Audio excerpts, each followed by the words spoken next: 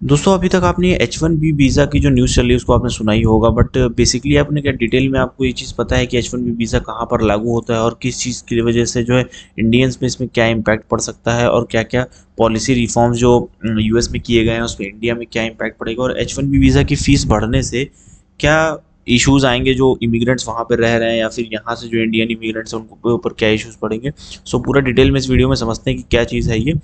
सो पहले तो जो H1B वीज़ा को लेकर न्यूज़ आ रही है सबसे पहले तो कि इसकी फ़ीस जो है वो डोनाल्ड ट्रंप ने बढ़ा के $1 लाख कर दी है। जी हाँ, $1 लाख मतलब कि इंडियन रुपीज़ के हिसाब से ऑलमोस्ट 88 लाख के आसपास उसकी फ़ीस कर दी है, रिन्यूअल फ़ीस। सो H1B वीज़ा पहले समझते हैं कि होता क्या है, तब मैं आपको अच्छे से समझा पाऊंगा कि इसका इम्पैक्ट जो है वो वहाँ पे जो काम कर रहे हैं अपने Indians as a professional service engineers या फिर किसी प्रोफेशनल सर्विस में वहाँ पर काम करें तो उन पर क्या इम्पैक्ट पड़ेगा।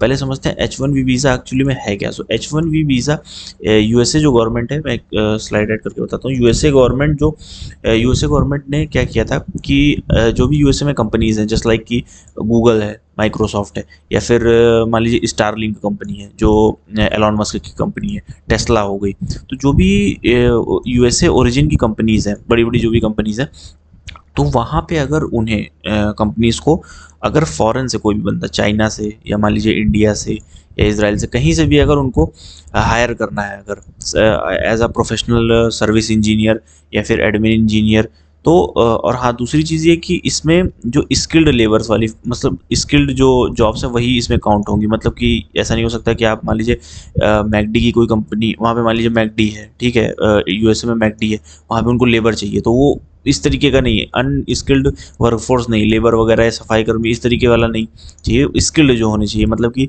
प्रोफेशनल सर्विस हैं, जो भी इंजीनियर्स हैं, डॉक्टर्स हैं, इस तरीके की जो प्रोफेशनल सर्विस है उनके लिए पहले तो अप्लाई होता है। तो जो गूगल है, माइक्रोसॉफ्ट है, जो भी वहाँ पे कंपनीज़ हैं, बड़ी बड़ी कंपनीज़, उनको अगर हायर करना है किसी बाहर के देश से, अगर उन्हें हायर करना है प्रोफेशनल सर्विस के लिए कैंडिडेट्स को, तो H1B वीज़ा के तहत उनको हायर कर सकते हैं। H1B वीज़ा के प्रोटोकॉल्स को फॉलो करके वो उन्हें हायरिंग कर सकते हैं और उनकी पेमेंट कर सकते हैं। सो वहाँ पर वो स्टे करेंगे किसी भी कंट्री से अगर आते हैं। तो इस H1B वीज़ा की जो है फ़ीस जो है यूएसए गवर्नमेंट ही डिसाइड करती है कि भाई कब इसका रिन्यू होना है फ़ीस को। तो ये एप्लीकेशंस को एक्सेप्ट करना, न्यू एप्लीकेशन और जो एप्लीकेशन चल रही हैं उनको रिन्यू करना और उसकी फ़ीस तय करना यूएसए गवर्नमेंट की ही पॉलिसीज़ में आता है सारा का सारा। तो अभी जो लेटेस्ट जो बवाल चल रहा है इतना ज़्यादा सोशल मीडिया पे कि ट्रंप ने जो मतलब अभी तो हाल फिलहाल में इन्होंने पूरा जियो पॉलिटिकल में ही पूरा सिनेरियो चेंज करके रखा हुआ है, टैरिफ्स वगैरह लगा रखे, उसी को लेके चलते हुए H1B वीज़ा के ऊपर भी इन्होंने फीस हाइक कर दी है, जो कि अब बढ़ा के $1 लाख कर दी है। $1 लाख मतलब इंडियन रुपीज़ के हिसाब से 88 लाख हुए।